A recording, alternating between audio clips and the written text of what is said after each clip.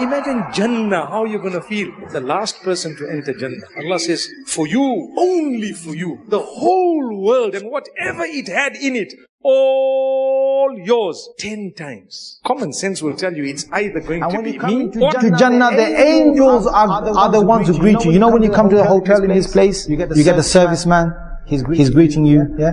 Your servicemen, first servicemen inside Jannah are the angels. I'm going to get better than that. So even if I'm the last person, wow, 10 times whatever was on earth. And then nothing that was on earth that you were acquainted with will be there the way you knew it. But it will be there in the most amazing, superb way that will be so mind-boggling. The hadith says, when this man enters Jannah, 1 foot in, 1 foot out, he will look around for 500 years just to see, in awe. How 500 years? Because time will not exist anymore. Infinity. So Allah says, we will give you, soon we will give you in this world and the next. Sometimes Allah allows you to struggle a little bit in this world, even up to the point of death. The fact that you have hope in the mercy of Allah, that itself is an act of worship. And they say, Assalamu alaikum wa rahmatullahi wa barakatuh. To you and to all your family members. All of you. Don't worry, they won't have this American accent. Yeah? Just but what they will have is, they will have the language of Arabic. Everyone in Jannah will automatically speak Arabic. Everyone in Jannah, Rasulullah sallallahu alaihi wasallam said, automatically in Jannah, when you get inside, Hadith of Bukhari, you will be like your father Adam alayhi salam, 60 foot tall. 60 foot tall, 7 foot wide. Everyone will be the size of Adam alayhi salam. Everyone will have the voice of Dawood alayhi salam. Because when Dawood alayhi salam used to sing the Psalms, Allah revealed to him, he used to sing it. And he had the most beautiful voice any human being ever had. And Allah said in the Holy Qur'an, in Surah Sad, that when he used to sing, At-tayra mahshura, the birds used to come in their hundreds, in lines, in rows, and they used to sit right around him, and they used to all sing along with him. Even Allah said, Al-Jibal, the mountains will sing with him. If you heard his voice, your heart would melt. Now some people have voices, subhanAllah, I don't hear the best of voice. So every person of Jannah will have that voice. Every person in Jannah will get the beauty of Yusuf alayhi salam. Subhanallah. But don't worry, there won't be any, other kind of people in Jannah. Only men to women and women to men, alright? There's no other business, alright? Yusuf alayhi salam was the most handsome individual. The women cut their hands, they were blood pouring down.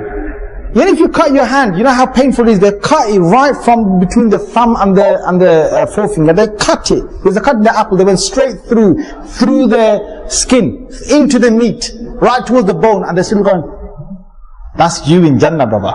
So you come inside, and the angels greet you, and you get the husn of Yusuf, and from your heart, all that hate is taken out.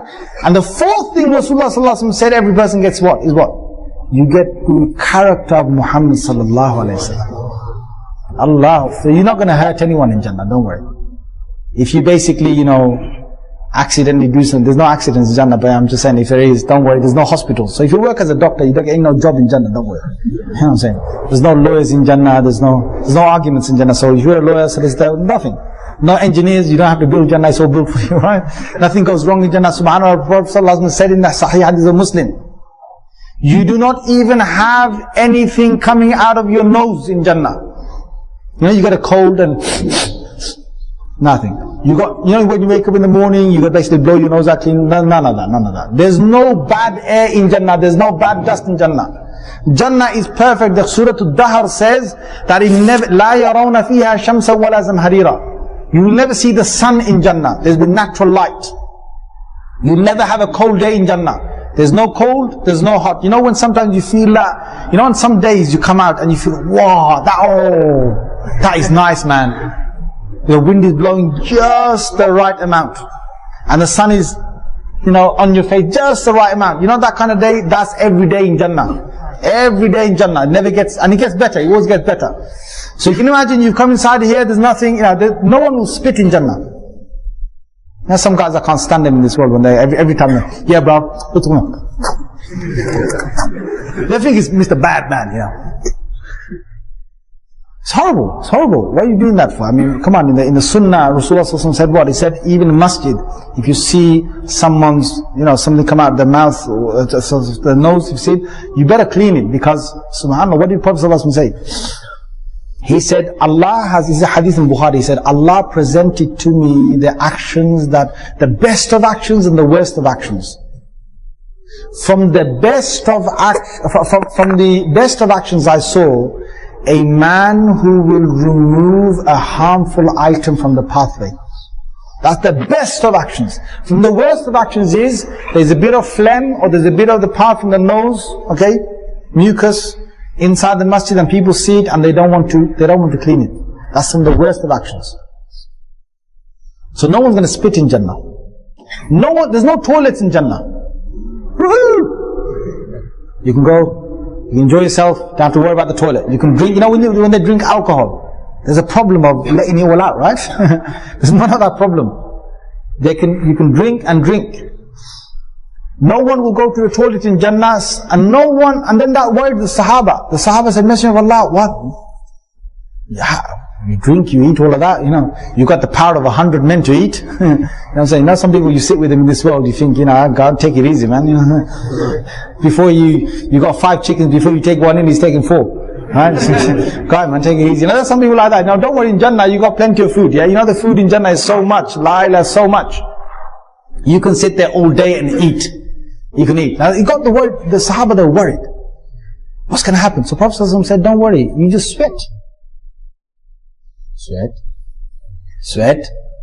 But what the sweat is, Rasulullah ﷺ said, your sweat will smell of musk.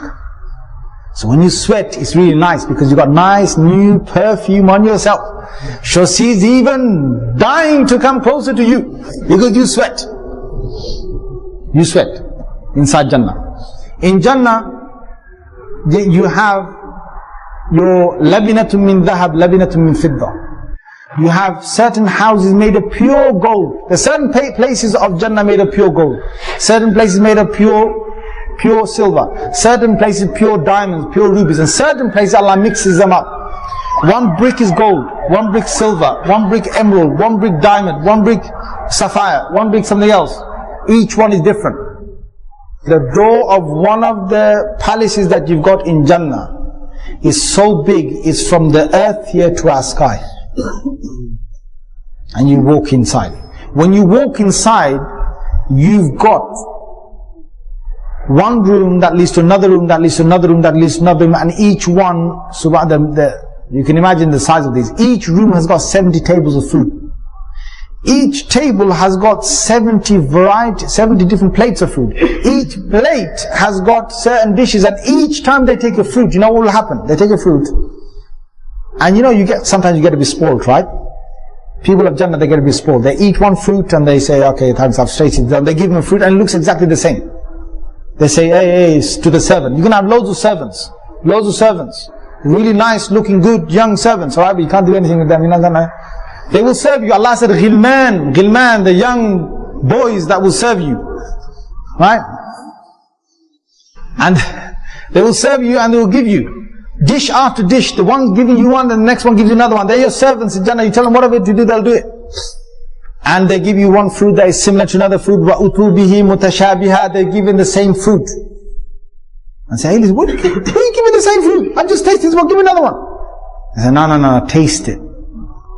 When they tasted, the same fruit tasted different. The same fruit tastes different. And some fruit, you taste them, each bite you taste, they're always different. Each bite you have is different. So you eat. Allah says what? لَحْمِ طَيْرٍ مِمَّا يَشْتَهُونَ. In a hadith of Tirmidhi, a person sees in Jannah, he's sitting down, he's lying down, and he sees a nice bird flying over. It's a real bird, right? Not the other bird, right? The real bird. Flying over. So he sees and he wishes that he could have, he remembers in the world he used to love chicken and chips, right? Chicken and chips? I'm not saying the hadith says chicken and chips, right? But I'm just saying he probably wants that roasted, right in front of me, grilled, barbecued, whatever, yeah? So he wants that. He just has his desire, and that bird from the air drops right in front of him roasted. barbecued, grilled, and he just bunches it, throws the bones away, and when he throws the bones away, that bones become another bird, the same bird, and it flies away.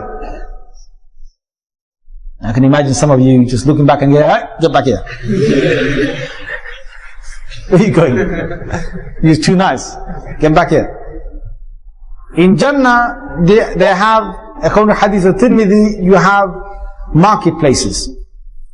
And these marketplaces, when they go there, the marketplaces have designer faces. You don't have no plastic surgery in Jannah, brother, sister, cosmetic, this, that. You go, you have designer faces. These are real people inside Jannah who've got beautiful faces. And they're all in different places of the market. And you just look at them, you just desire that your face looks like that and your face changes. Your face changes. But you might get worried now, right? When I go back to my wives, they're not going to recognize me. They come back home and their wives come running out to them.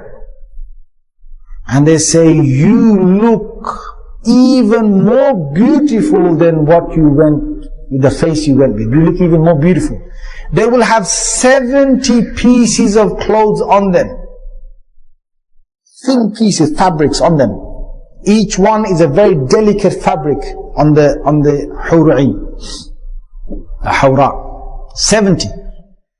And through the 70, according to Hadith of Muslim, through the 70 of these beautiful fabrics on her, he sees the love she has for him pumping in her marrow bone. Forget the heart, it's in her marrow bone. Allah has created her to see nothing more than just you. Me, you. Because Allah will make her be. In fact, right now, you're in this world right now. The hadith says, Prophet ﷺ said, when a person's wife says things to him, bad things, "Oh, you this, you that, you never tidy up, you do you get it from your wives." Yes, guys, nod your heads, say yes. Is it only my wife? No, she's a good person. Yeah, she's a good person. Okay, she'll listen to this one day. She'll be getting me back at this. But I say this to her home as well. She says bad things. One of your wives said it. Rasulullah said, he says, "Your hur'in in Jannah are saying, are you? Stop saying that. He's our husband as well. Our husband as well." It's in a hadith. So sometimes I tease my wife and I tell her this. I say, listen, take it easy. My wife's in Jannah saying something. My wife's in Jannah not liking it. They're not liking it. Don't say that. She starts laughing. Right? Just to make her laugh. I really wind her up sometimes. I just make her laugh because when she gets mad at me, I just wind her up. So, the women, okay, they're probably thinking, subhanallah, what are they going to get?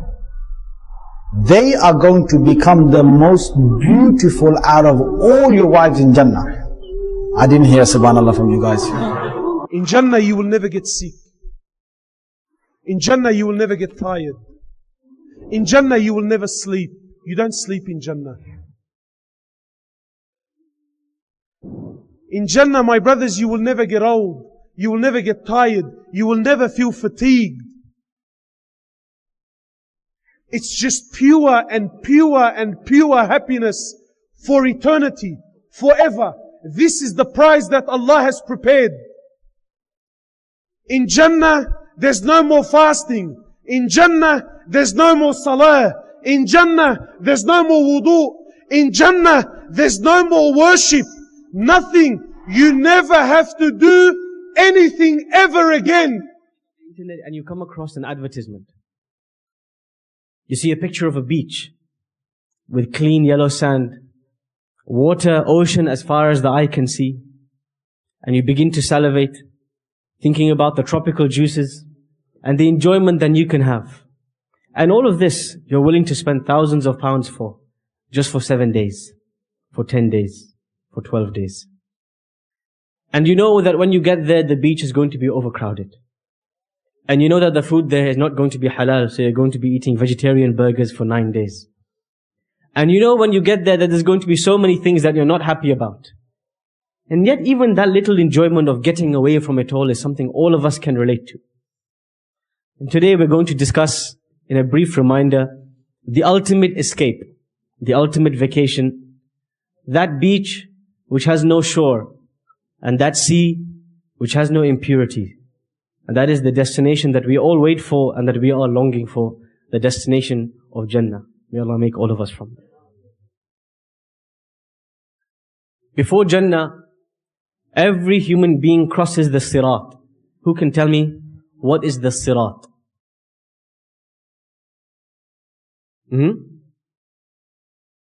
It's a bridge.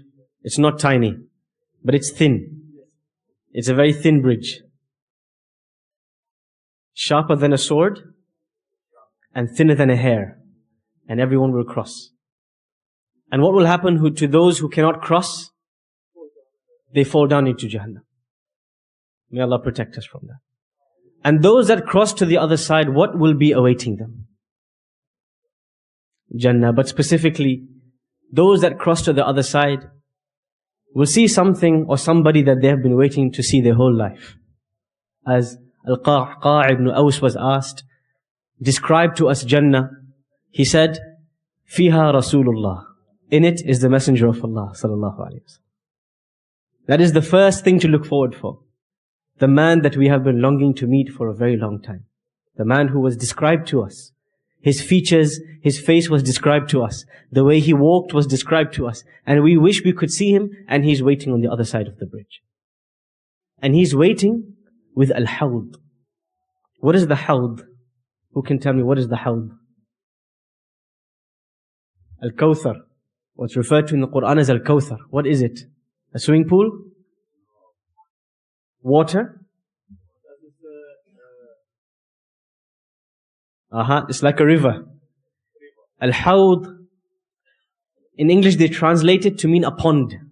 But when you think of a pond, you think of a very small body of water with frogs in it. That's not what Al-Hawd is.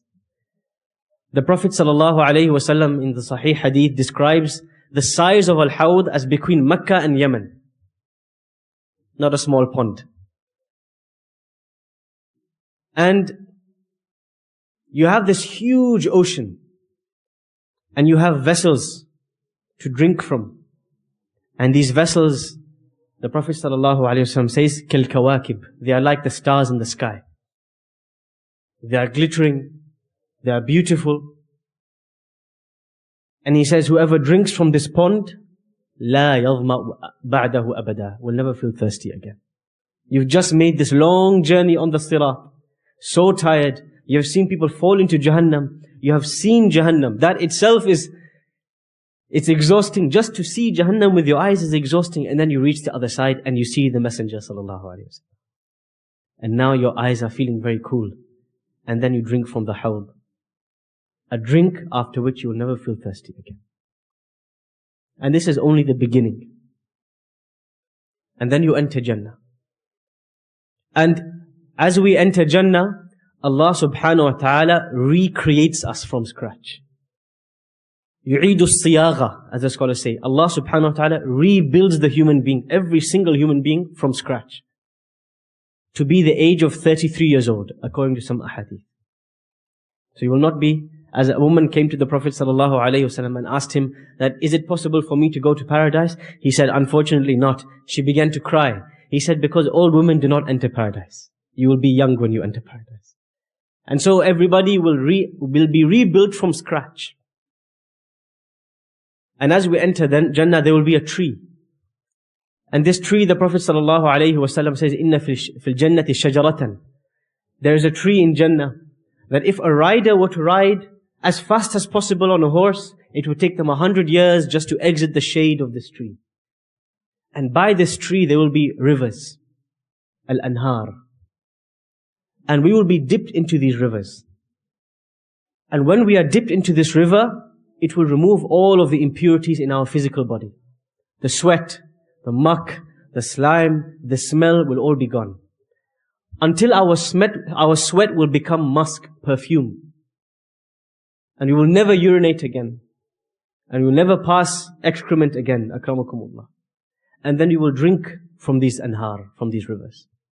And when one drinks from it, all of the dirt inside will be removed. That is the jealousy, the hatred, the rancor, the anger will be cleaned from our hearts. As Allah says,